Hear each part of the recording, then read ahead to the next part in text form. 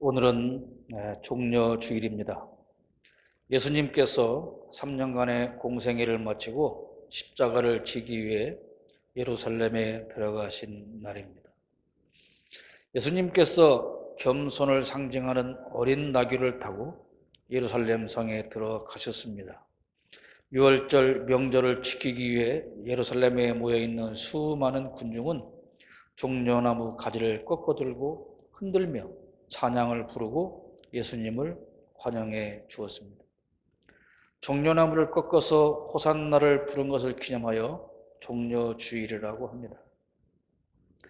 오늘 본문을 읽으며 머릿속으로 예수님께서 예루살렘 성에 입성하시는 그런 장면을 여러분 한번 상상해 보시길 바랍니다. 이 장면을 상상해 보시면 아마도 생생한 그림들이 그려질 겁니다. 예수님께서 나귀 새끼를 타고 예루살렘 성에 들어오실 때 제자들이 예수님의 뒤를 따릅니다. 그리고 군중들은 예수님을 둘러싸고 행진을 합니다. 그들은 손에 종려나무 가지를 꺾어들고 흔들며 호산나, 호산나를 외칩니다. 어떤 사람들은 겉옷을 벗어 예수님께서 가시는 길 위에 깔았습니다. 군중들의 찬양과 함성이 얼마나 컸던지 오늘 본문에 온 성이 들떴다라고 말하고 있습니다. 마치 지진이 난 것처럼 요란했다고 하는 표현입니다. 그럴 수 있는 것이 유대인 역사학자 요세비우스는 이 유월절 명절이면 이스라엘 전국에서 예루살렘으로 사람들이 모여들었는데 200만에서 300만의 사람들이 예루살렘으로 모여들었다고 기록하고 있습니다. 200만 명이면 거의 전라북도 전체 도민의 숫자와 맞먹습니다. 이 많은 사람들이 예루살렘에 모여서 호산나 다윗의 자손께 복되시도다 이렇게 찬양을 한다고 여러분 한번 머릿속에 상상해 보시길 바랍니다. 대단하지 않습니까? 예루살렘이 곧 무너질 것처럼 그렇게 진동을 한 것입니다. 몇 년 전에 광화문 촛불 집회에 모였던 그 군중을 생각해 보면 좀 더 이해가 될 것입니다. 그러나 이런 소란함 속에서도 이런 수백만의 사람이 모여서 환호성을 취임에도 불구하고 예수님은 그 군중을 뒤로하고 나귀 새끼를 타고 그저 아무 말 없이 묵묵히 걸어가십니다. 여러분, 대통령 선거 기간 동안 그 유세장에 모여서 많은 사람들이 환호할 때 연단에 서서 그 환호하는 유권자들을 향하여 만세를 부르고 엎어컷을 지르고 온갖 세레머니를 다 하던 그 모습을 우리 기억하지 않습니까? 그러나 예수님은 한마디 말씀도 없이 그저 나귀 새끼를 타고 묵묵히 앞을 향해서 걸어가십니다. 지금 이렇게 요란한 군중의 환호지만 조금 후에는 그들의 마음이, 그들의 말이 어떻게 변할 것인가를 예수님은 알고 계셨기 때문입니다. 예수님께서 나귀 새끼를 타고 들어가신 곳이 예루살렘입니다. 그런데 헬라어 성경에는 이 예루살렘을 예루살렘이라고 기록하지 않고 예루솔로마라고 기록하고 있습니다. 여기에 큰 의미가 담겨 있습니다. 예루살렘은 평화의 도시라는 뜻입니다. 다윗 왕은 예루살렘을 수도로 정했습니다. 이스라엘 백성들은 예루살렘에 대한 자부심이 대단했습니다. 예루살렘은 하나님께서 성전을 중심으로 만들어주신 평화의 도시라는 말입니다. 이스라엘 백성들은 예루살렘을 중심으로 우월의식을 가지고 다른 나라에 있는 도시와 다른 나라의 사람들을 완전히 무시하는 삶을 살았습니다. 예루살렘만이 하나님이 세워주신 거룩한 도시라고 그들은 말했습니다. 그런 우월의식이 얼마나 강했던지 이스라엘 백성들을 말고 주변의 다른 나라 사람들은 예루살렘을 부를 때 빈정내는 말로 불렀는데 그것이 바로 예루솔로마라고 불렀다는 것입니다. 이 예루살렘이 아닌 예루솔루마, 무슨 뜻일까요? 평화의 도시라고? 이스라엘 백성들은 예루살렘을 평화의 도시, 그래서 예루살렘. 근데 이방인들은 평화의 도시라고 예루솔루마 그렇게 부르다는 말입니다. 이 의미는 뭐냐면 평화라고 예루살렘이 평화의 도시라고 웃기고 있네.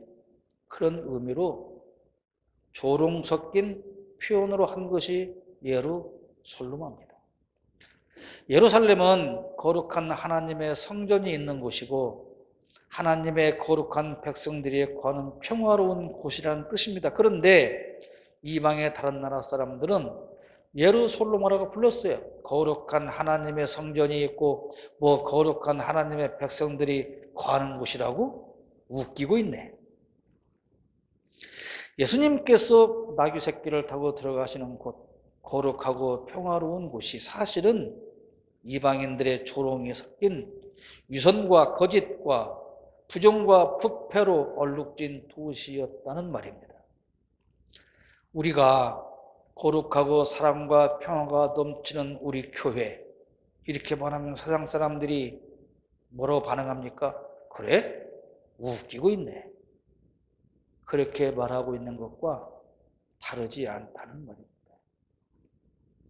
예수님께서 예루살렘으로 들어가셔서 가장 먼저 하신 일이 무엇입니까? 유대인에게만 거룩한 그 예루살렘 성전을 청소하신 일입니다. 사람들은 성전 안에서 재물을 사고 팔며 돈을 환전하면서 폭리를 취했습니다. 제사장들이 장사꾼들과 뒷거래를 통해서 부정과 부패를 일삼는 모습을 보시고 예수님은 성전을 뒤엎으셨습니다.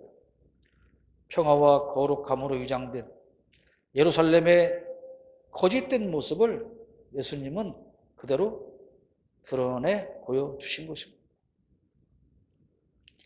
예수님은 예루살렘에 들어가셔서 십자가에 달려 돌아가시는 금요일까지 예루살렘 안에서 이스라엘 백성들의 위선과 위장된 신앙을 그대로 지적해 주셨습니다. 이파리만 무성하고 열매가 없는 무화과나무를 저주해 말라버리게 하시면서 겉모습만 거룩하게 꾸미고 속은 썩어있는 이스라엘의 모습을 지적하셨습니다. 예수님은 신랄하게 이스라엘 지도자들의 부패와 부정을 지적하셨습니다. 예수님은 이스라엘 백성들이 그렇게 자랑스러워하는 성전이 돌 하나도 돌 위에 남지 않고 무너질 것이라고 말씀하셨습니다.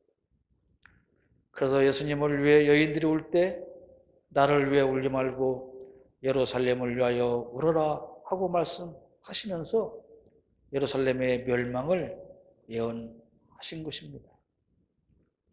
겉으로는 하나님의 거룩함과 평화가 있는 예루살렘이지만 그 안을 들여다보면 사실은 장사꾼으로 가득 차 있고 기도는 없고 자신의 기득권을 차지하기 위한 다툼의 소리로 가득 차 있는 예루솔로마의 모습을 예수님은 그대로 드러내 주셨습니다.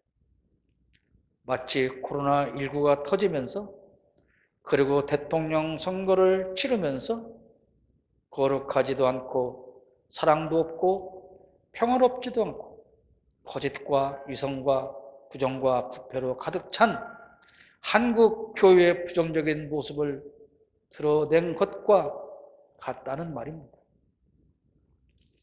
예수님께서 십자가를 지는 것은 흠과 허물이 없는 거룩한 예루살렘이 아니라 흠과 허물 투성이인 예루솔로마를 구원하기 위한 것이었다는 사실입니다.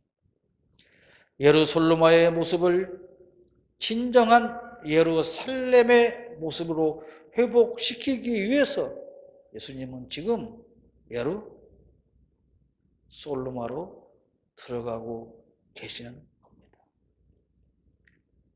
오늘은 종려주일입니다. 당시 예루살렘에 모인 거대한 군중처럼 오늘 이 시간 대한민국 안에도 수많은 군중들이 모여서 이 시간에 예배를 할 것입니다. 새벽 예배부터 오후 늦은 시간까지 모든 예배당에서 그들이 모여서 이스라엘 백성들이 호산나를 외친 것처럼 할렐루야 아멘을 외치며 예배를 할 것입니다. 나 같은 죄인을 위해서 십자가에 돌아가신 예수님을 찬송하며 눈물도 흘릴 것입니다. 그리고 예수 천국을 외칠 것입니다. 그러고 있는 우리 기독교인들을 향해서 믿지 않는 세상 사람들은 과연 뭐라고 말을 할까요? 예수 천국? 웃기고 있네. 그 좋은 천국은 니네나 가라. 니네들이 과연 천국 갈 자격이나 있냐? 이렇게 비웃고 있지는 않겠느냐? 저는 그런 질문을 하고 싶은 겁니다. 물론 저 사람들이 말하는 천국 가는 자격과 우리가 말하는 자격은 분명히 다른 것이지만 저 이방인들의 세상 사람들의 비웃음 소리가 우리의 귀에 들려오고 있지 않느냐? 그런 말입니다. 그렇다면 왜 세상 사람들은 예수 믿는다는 우리들을 조롱하고 비웃을까요? 우리가 개인의 이득을 위해서 예수 앞에서 환호하기 때문입니다. 9절 말씀 볼까요? 그리고 앞에 서서 가는 무리와 뒤따라오는 무리가 외쳤다. 호산나 다윗의 자손께 복되시다. 주님의 이름으로 오시는 분 더 없이 높은 곳에서 호산나. 이렇게 예루살렘이 예수를 환호하며 환영한 이유는 무엇일까요? 자기들은 죄인이고 그런 자기들을 위해서 십자가에 죽으러 오는 메시아 예수였기 때문에 그들이 예수를 지금 호산나를 외치며 환영하고 있을까요? 그렇지 않습니다.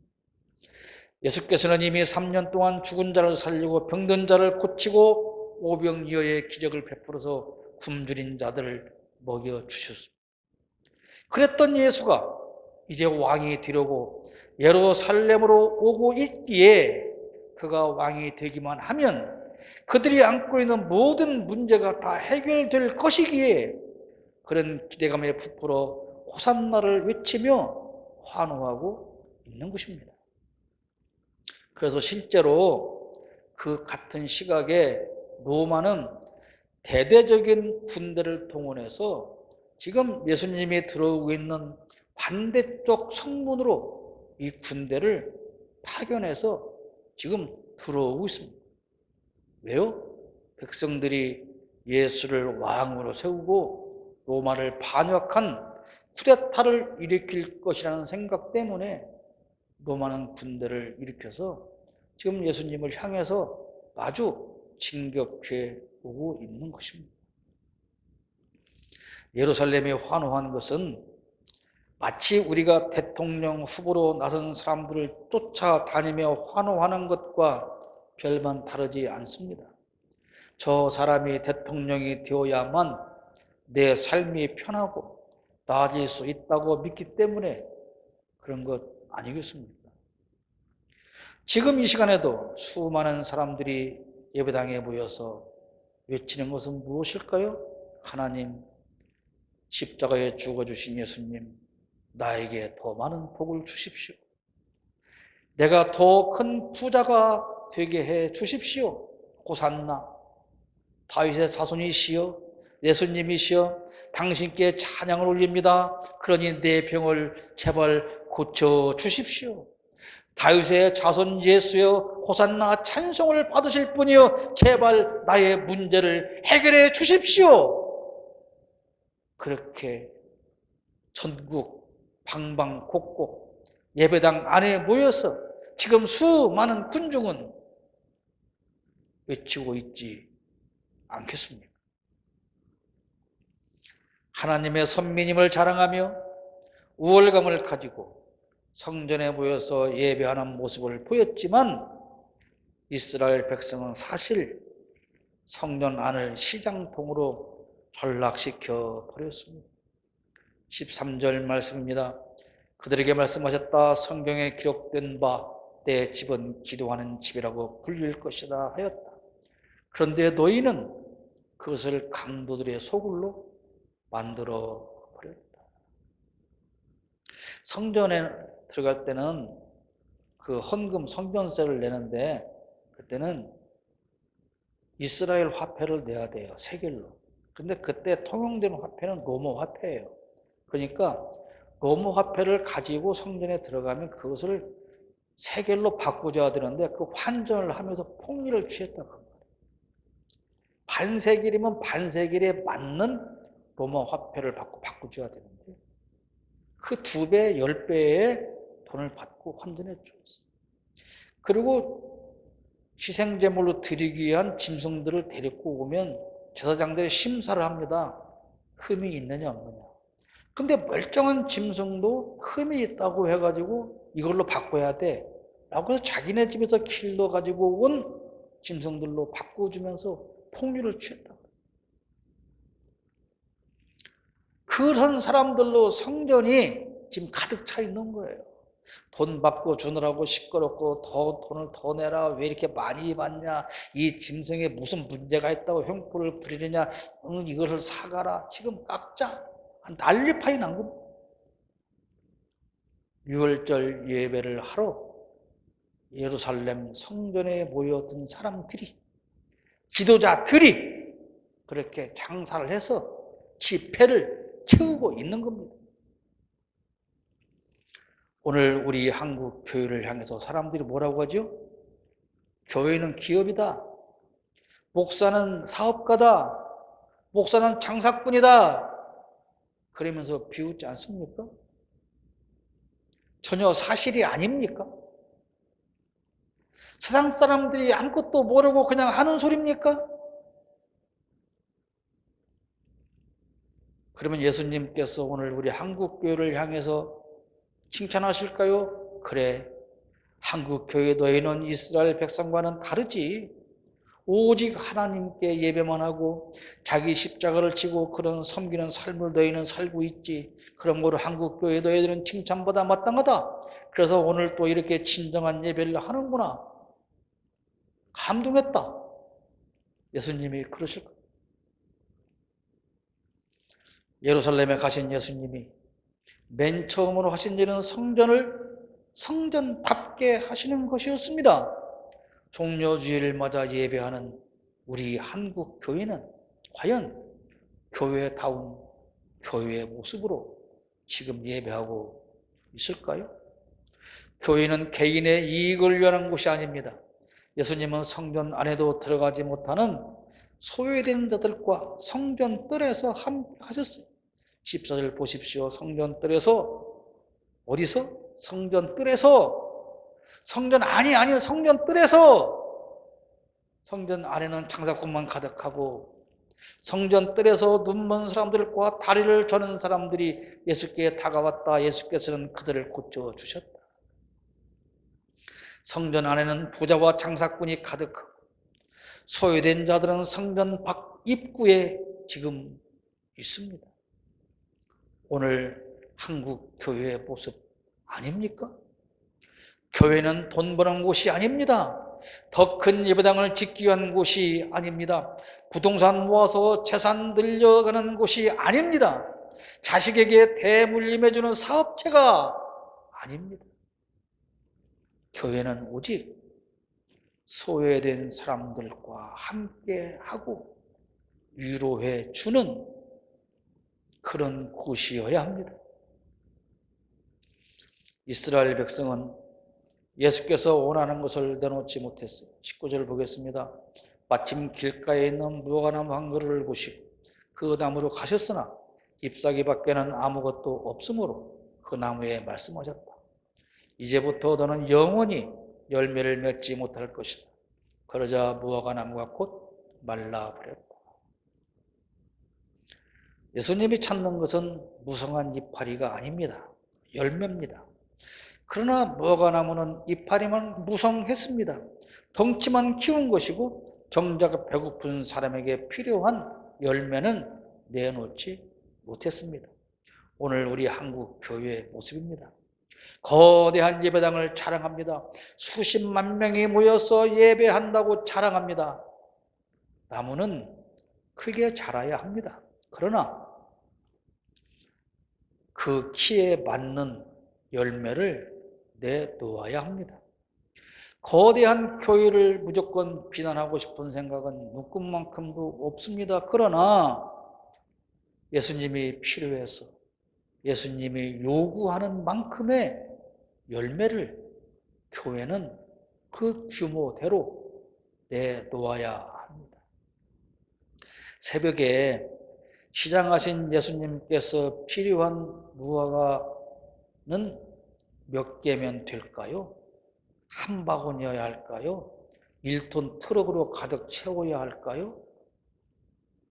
무화과 몇 개 먹으면 시장기가 사라질까요? 예수님께서 지금 그 거대한 무화과 나무에서 요구하는 열매는 수많은 양을 요구하는 게 아닙니다. 그죠? 잠깐 여기에서 허기를 채워줄 만큼의 몇 송이면 되는 겁니다. 적은 양이면 돼요. 그러나 그 거대함을 자랑하는 무화과 나무에서 단 한 개의 열매도 찾을 수가 없었다는 것입니다. 18절 보겠습니다. 새벽에 성 안으로 들어오시는 예수께서 시작하셨어요. 교회라고 하면 예수께서 원하시는 최소한의 열매는 늘 가지고 있어야 합니다. 시장한 사람, 배고픈 사람에게 공급할 수 있는 최소한의 열매는 교회가 늘 가지고 있어야 합니다. 이거 없이 예배당 평수 자랑하고 건물이 몇백억 들었는가 자랑하고 성도 숫자가 교인이 몇십만인가를 자랑하는 것은 아무런 의미가 없다, 그런 말씀입니다. 유대인들은 잎사귀만 무성한 예루살렘 성전을 자랑했습니다. 그리고 우월감을 가지고 이방인을 무시했습니다. 그리고 예수를 왕으로 삼아서 자신들의 배를 채울 생각에 지금 환호성을 지르고 있는 겁니다. 그런 자신들을 위해서 대신 십자가의 형벌을 받기 위해서 오신 예수님, 그분을 메시아로 알아보는 사람은 없었습니다. 오늘 저와 여러분 그리고 수많은 기독교인들은 이 예루살렘 성에 모여서 환호를 지르는 저들과 다를까요? 교회가 아무리 큰 규모를 자랑해도 예수님이 원하시는 열매를 맺지 못하면 말라버려서 쓸모없게 됩니다. 19절을 다시 읽겠습니다. 마침 길가에 있는 무화과나무 한 그루를 보시고 그 나무로 가셨으나 잎사귀 밖에는 아무것도 없으므로 그 나무에 말씀하셨다. 이제부터 너는 영원히 열매를 맺지 못할 것이다. 영원히 열매를 맺지 못할 것이다. 그러자 무화과나무가 곧 말라버렸다. 열매 맺지 못하는 무화과나무는 존재의 이유가 없다는 것입니다. 이 말을 다시 말하면 뭘까요? 열매를 맺지 못하는 대형 교회는 존재의 이유가 없다. 곧 말라버릴 것이다. 세계 제1의 규모를 자랑해도 열매가 없으면 순식간에 망할 수 있습니다. 정신 차려야 합니다. 유럽이나 미국의 수많은 대형 교회들이 어떻게 망해서 지금 그 예배당 건물들이 어떻게 사용되는지 눈 크게 뜨고 봐야 합니다. 남의 이야기가 아닙니다. 술집으로 변해버린 예배당, 나이트클럽으로 변해버린 예배당, 이방 다른 종교에 넘어간 예배당과 같은 비극이 우리나라에서는 안 일어날까요? 정신 차리지 않으면 같은 말로를 맞을 수밖에 없습니다. 종려 주일입니다. 내일부터 한 주간은 고난 주간입니다. 예루살렘에 오신 예수님은 왕이 되려고 오신 것이 아닙니다. 십자가에 죽기 위해서 오신 겁니다. 그러나 사람들은 그 예수를 잡아서 왕으로 세우려 했고, 그런 희망이 사라지자 분노해서 예수님을 죽였습니다. 예수를 알아보지 못하는 이스라엘, 하나님이 주신 평화의 도시 예루살렘, 그리고 성전에 모여서 더러운 돈 벌기에 혈안이 된 종교 지도자들, 그러면서 자신들이 예루살렘 시민이라고 우월감을 가지고 이방인을 무시했던 사람들, 그들을 향해서 이방인들이 조롱하고 있습니다. 그래? 예루살렘이 평화라고? 웃기고 있네. 너희가 하나님의 백성이라고? 웃기고 있네. 그렇게 비웃음을 당하는 그런 사람들을 대신해서 예수님은 십자가를 치려고 지금 예루살렘으로 들어오고 있습니다.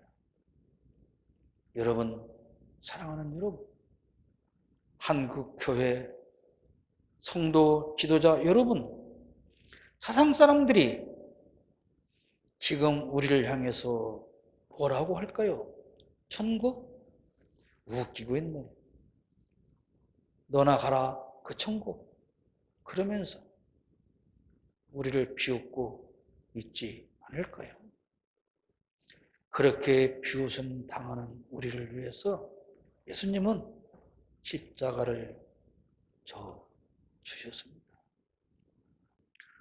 이제 우리의 구주이시며 교회의 머리이신 예수 그리스도의 은혜와 하나님 아버지의 크신 사랑하심과 성령님의 인도하심, 종려주일 하나님 앞에 나와 예배하며 예루살렘을 예루살렘으로 변질시킨 우리를 위하여 십자가의 고난을 자초하신 그 사랑을 생각하고 이제는 온전히 거룩한 하나님의 백성으로 살기를 다짐하는 사랑하는 성도들과 저들의 가정과 일터와 권속들과 청목 공동체와 이 지구상에 고통당하는 모든 이들과 한국 교회 위에 영원히 함께 있을지어다.